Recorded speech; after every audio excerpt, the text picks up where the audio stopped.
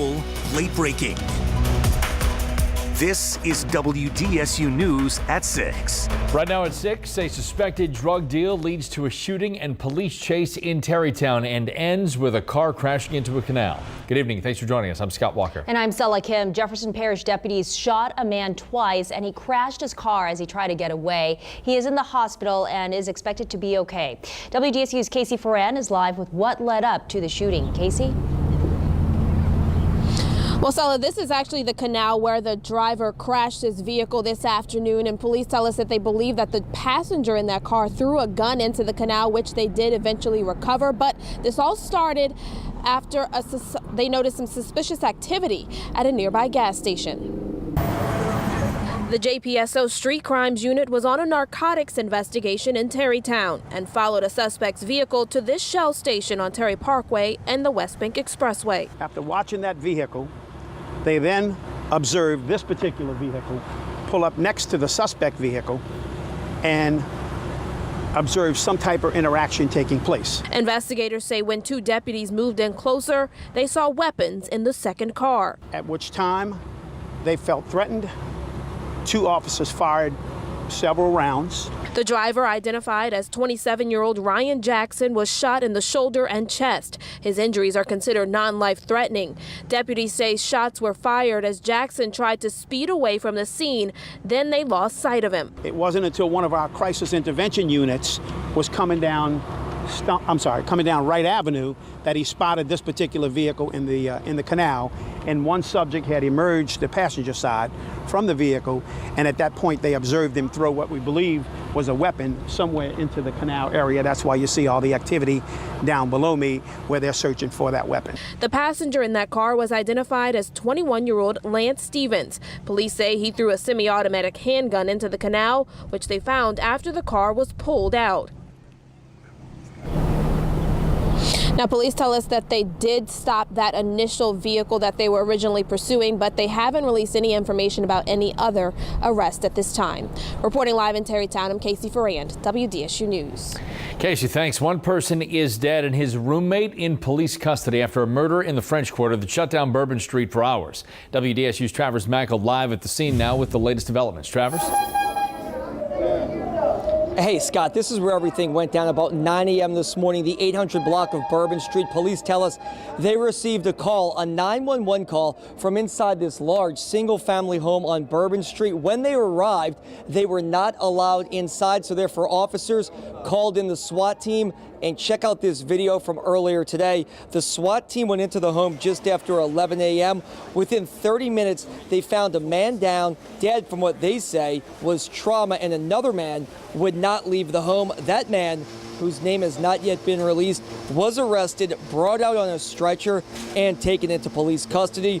Police say the men lived in the home together. They were roommates.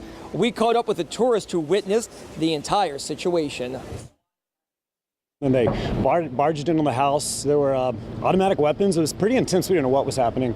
But then they pulled out the, one of the, I guess, roommates in the house. And there were no cuts on him, but his socks were soaked in blood.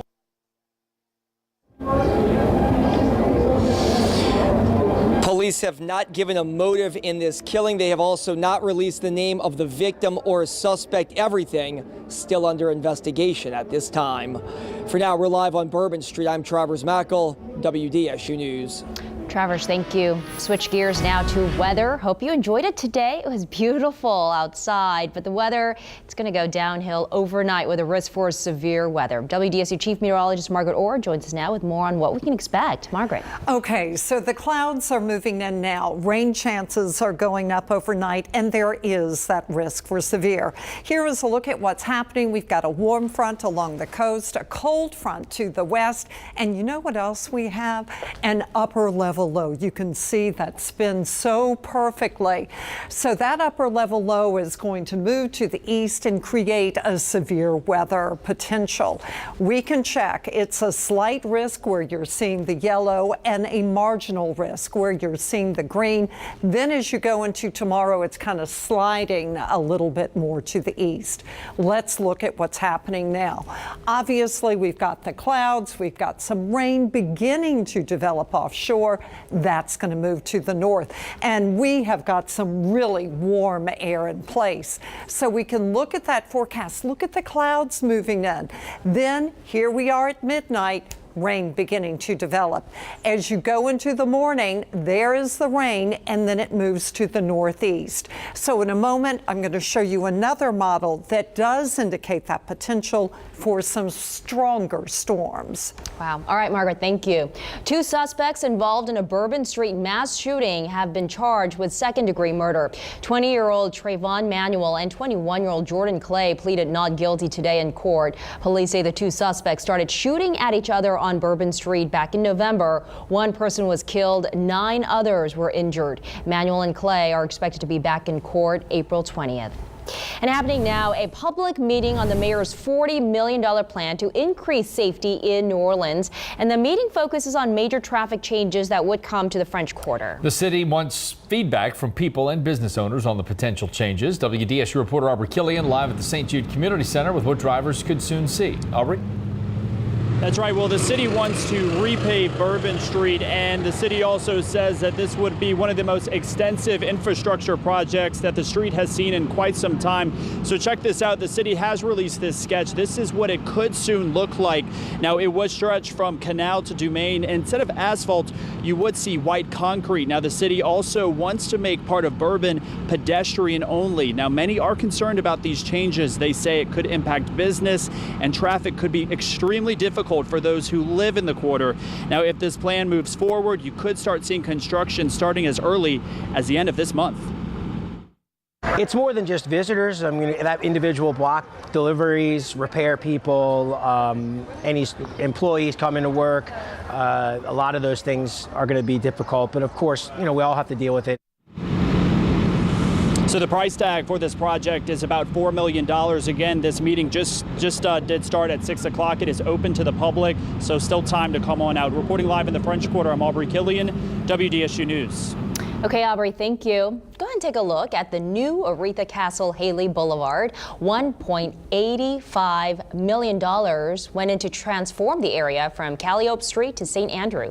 The Aretha Castle Haley Boulevard, a streetscape project, began in August of 2016. It was funded through a disaster community development block grant.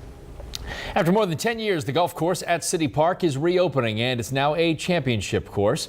The Bayou Oaks Golf Course was designed by world-renowned golf course architect Reese Jones. It has 18 holes, complete with 46 bunkers.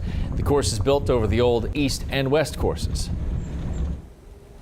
We think it's going to become a great resource for us as we pursue athletic events, Super Bowls, Final Fours, and the like to come, because I think it's going to really be a great asset for us to tout for the city. In total, the golf course was built for $26 million. Most of that funding coming from FEMA, the Bayou District Foundation, New Orleans City Park, and the state of Louisiana. The new course will be open to the public at 12:30 Friday, April 21st. Next at 6, honoring those who serve, how AmeriCorps volunteers are making a difference in Louisiana. Also, taking the fight against opioid abuse to the state capitol. A look at the new bill that limits opioid prescriptions.